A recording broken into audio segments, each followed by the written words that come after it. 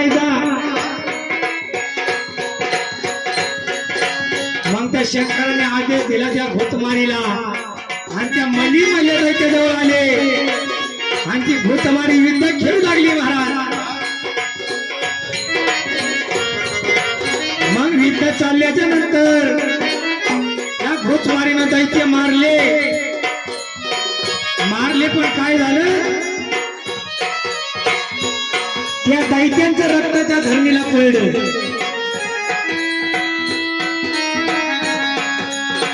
त्या दैत्यांचं रक्त धरणीवरती पडलं महाराज. मग त्या मले दैत्यापासून दुसरे दैत्य जन्माला आले. मग कोणचे आले,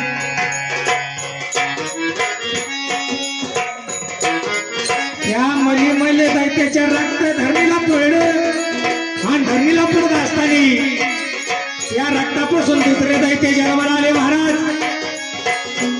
मग ते दैत्य कोणचे आले,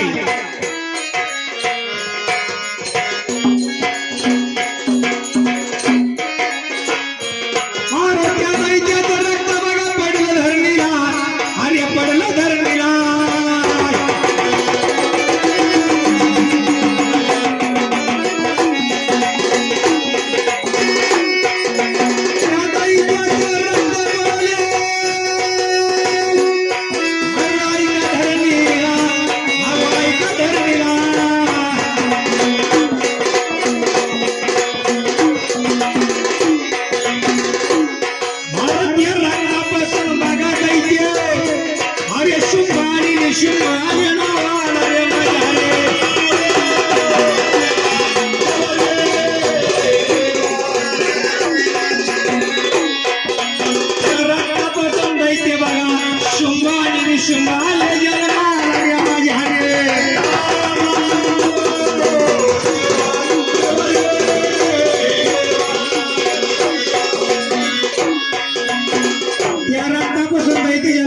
शुंभ आणि निशुंभ नावाचे दैत्य त्यांना सत्ययुग, द्वापारयुग, सत्ययुग, आता एक कलियुग चालू महाराज. या कलियुगाच्या काळामध्ये